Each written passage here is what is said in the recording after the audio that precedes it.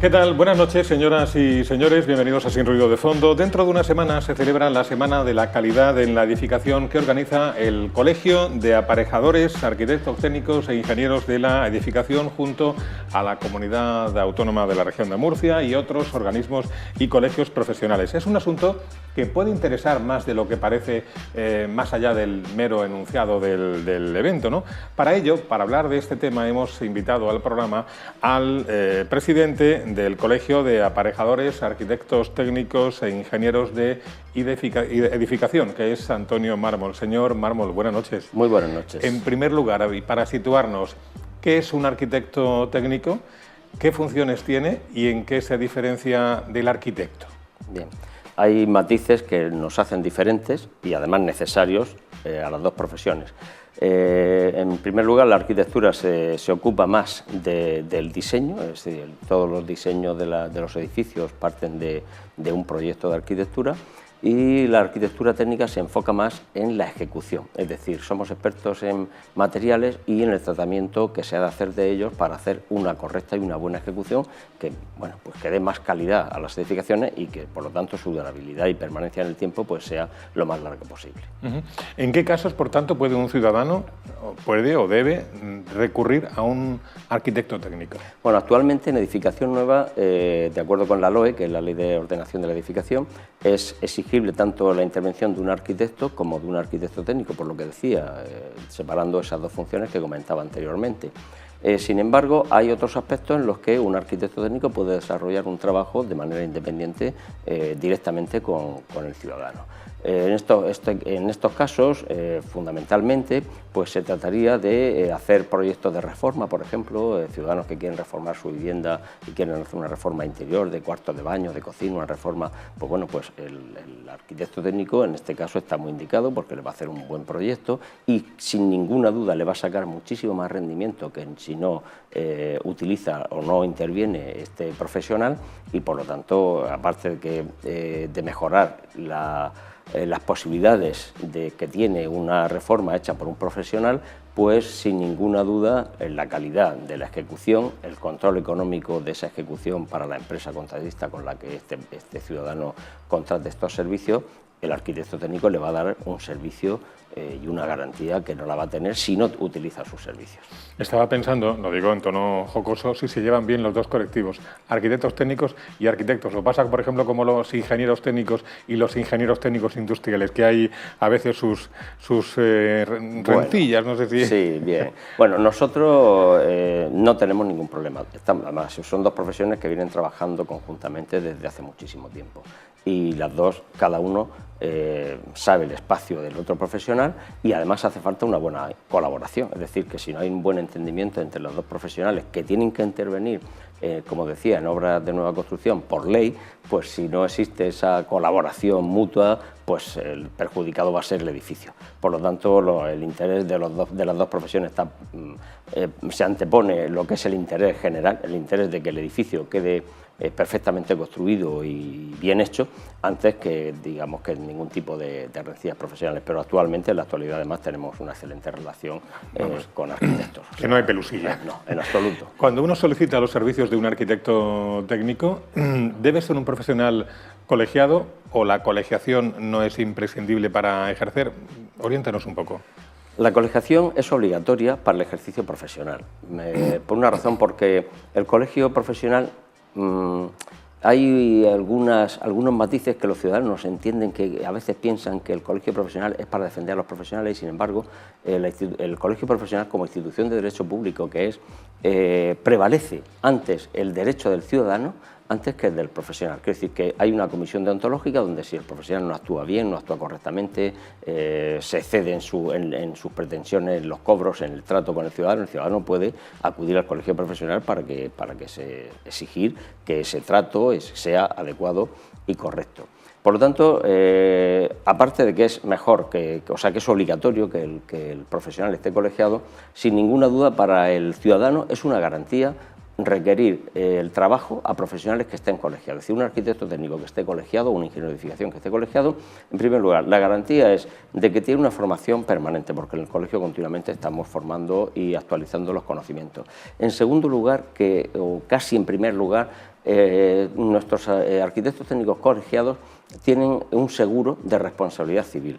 Si el arquitecto técnico no está colegiado, ese seguro de responsabilidad civil no lo controla el colegio. Puede ser que estén haciendo intervenciones profesionales sin el obligatorio seguro de responsabilidad civil, con el consecuente problema que podría presentarse a un ciudadano que haya encargado un trabajo profesional si luego hay algún defecto de construcción o algún problema derivado de su ejercicio profesional, pues si no tiene seguro de responsabilidad civil, pues difícilmente va a poder corresponder con las exigencias del ciudadano. Por lo tanto, diría que los ciudadanos que vayan y se aseguren de que sus trabajos los encargan un arquitecto técnico que esté colegiado. Hay un aspecto en concreto que parece que cada día va calando más y mejor entre la opinión pública, y es la importancia de tener unos hogares eficientes desde el punto de vista energético. ¿Qué puede aportar un arquitecto técnico en este sentido? Pues en primer lugar, conocimiento. Conocimiento porque somos expertos en esta materia.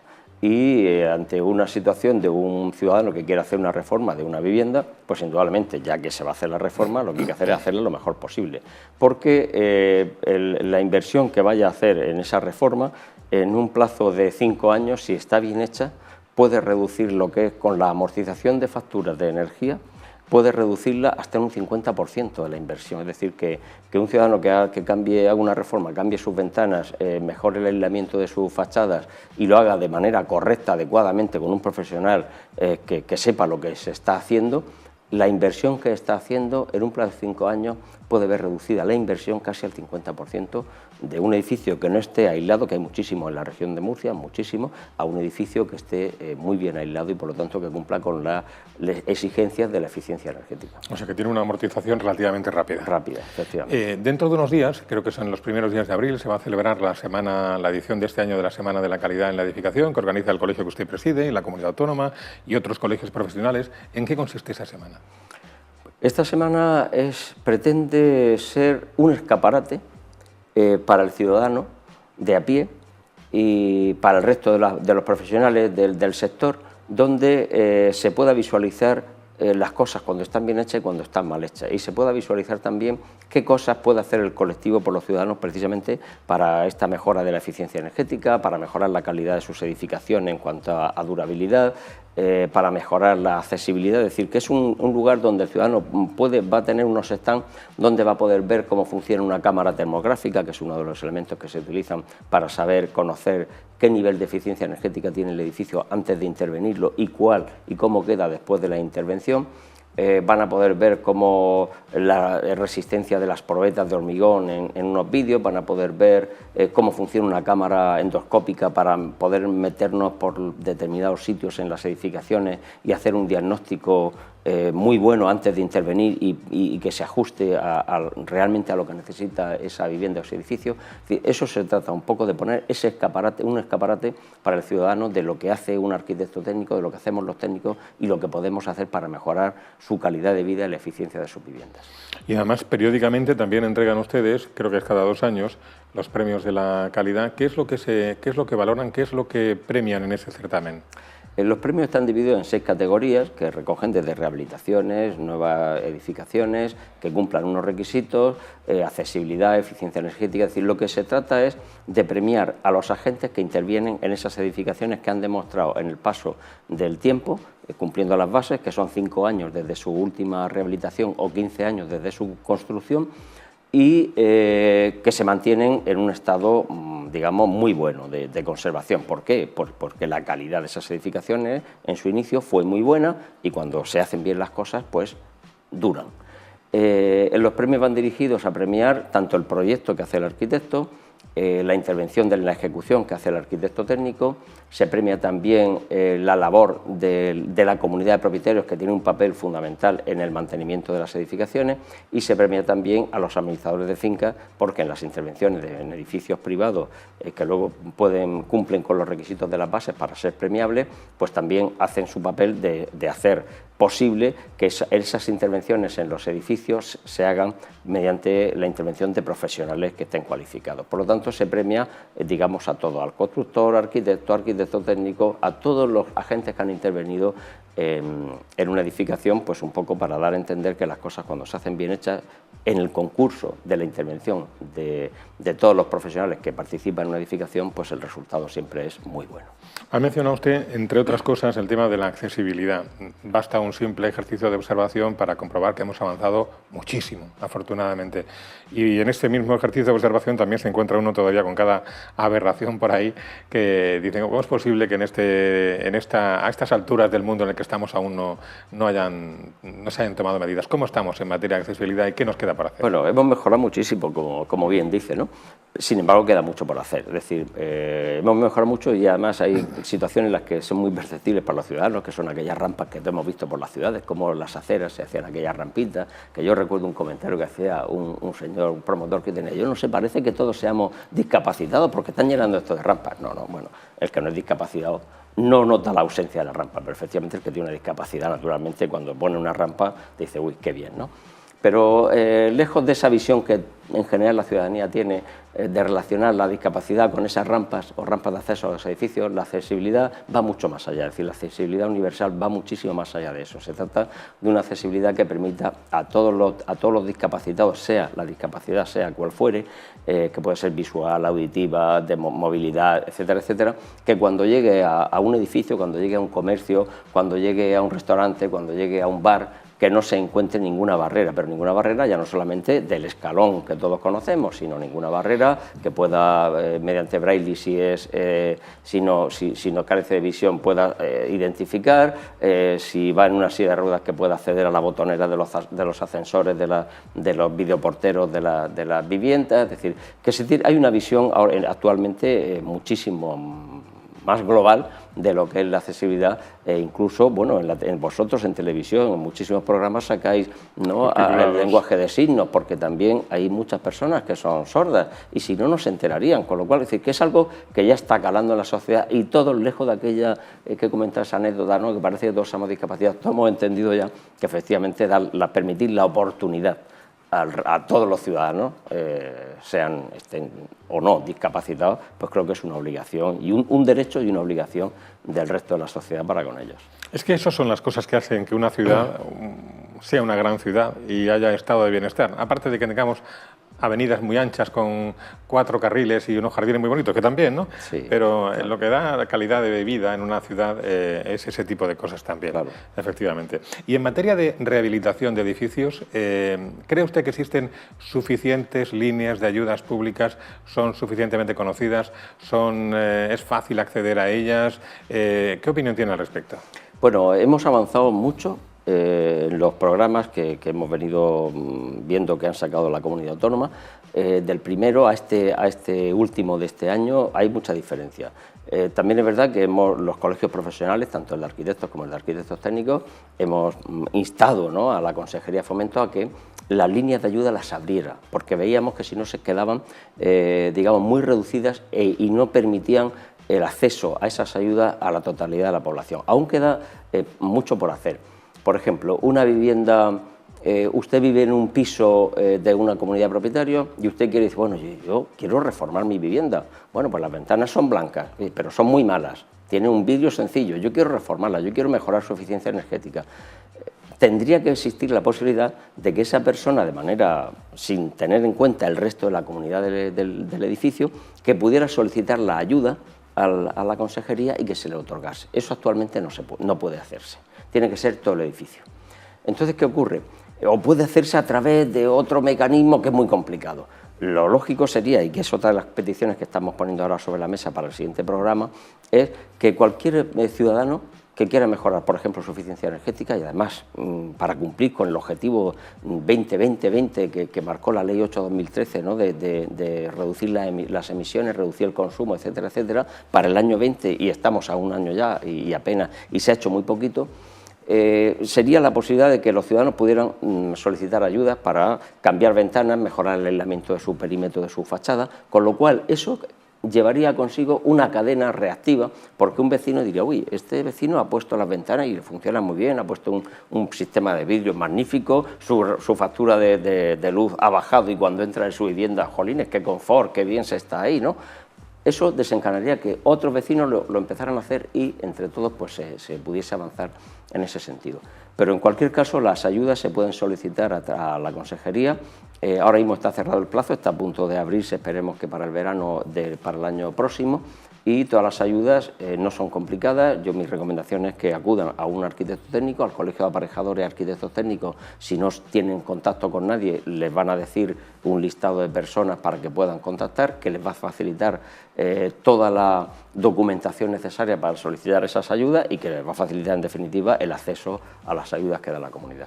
Dos últimas preguntas, señor Mármol. Es posible que alguien nos esté viendo y digan, sí, sí, está muy bien lo que están diciendo, pero ya me gustaría a mí primero tener una vivienda en propiedad para poder rehabilitarla, porque el acceso a la vivienda, es verdad que los precios han bajado un pelín respecto a...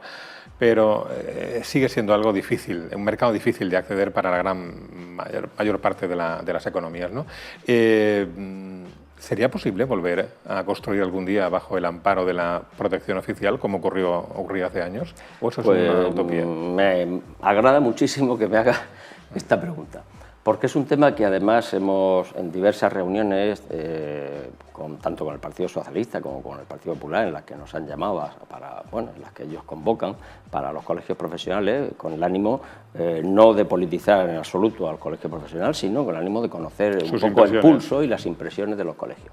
A ambos les hemos comentado que efectivamente que la vivienda de protección oficial que estuvo implantada desde los años, desde el principio de la democracia, es decir, desde los años 74 por ahí ya empezaron, pero luego en el 75 ya 76 o los años 80 se implantó y permitió la incorporación a la vivienda a todos los ciudadanos, es decir, el acceso a la vivienda. Eso se podía recuperar, indudablemente, por una razón, porque todos los ayuntamientos, absolutamente todos, disponen de un suelo que es el del 10% del aprovechamiento medio de los sectores que se urbanizan, y ese suelo se podría poner, mediante subasta por supuesto, a disposición de los promotores para hacer viviendas de protección oficial.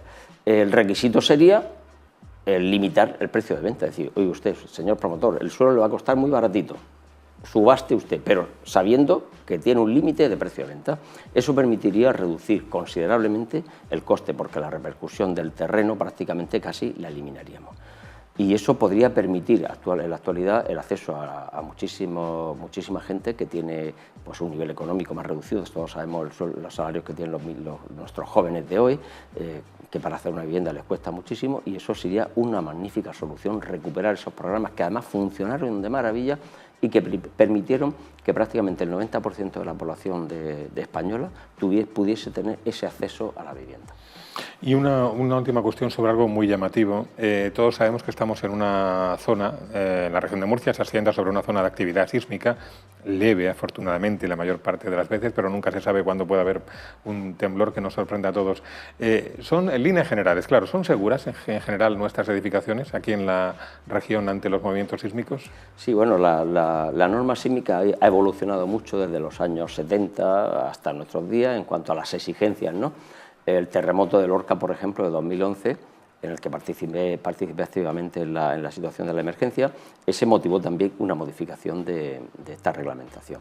Indudablemente los edificios, a medida que son más modernos, los actuales se construyen de acuerdo con esta norma, los anteriores con la norma anterior, es decir, que a medida que nos vamos hacia atrás en el tiempo, de su ejecución, las normas eran mucho menos exigentes.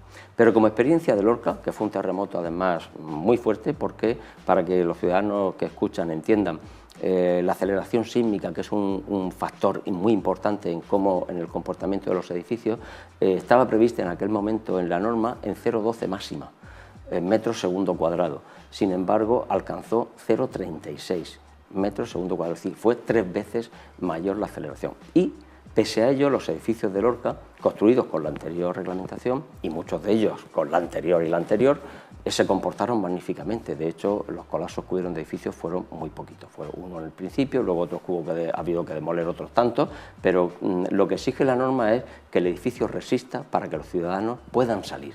Es decir, la norma no quiere que, porque eso ya es muy difícil y tiene un costo muy elevado, pero lo que sí quiere la norma es que el movimiento sísmico no impida que los ciudadanos evacúen. Y desde ese punto de vista yo considero, que, por la experiencia que tenemos allí, que podemos estar tranquilos. En fin. Don Antonio Mármol, presidente del Colegio de Arquitectos Técnicos, Aparejadores e Ingenieros de la Edificación, muchas gracias por compartir sus opiniones con nosotros y por haber permitido que les conozcamos un poco más. Muchas gracias, muy amable. Muchas gracias. Buenas noches. Buenas noches.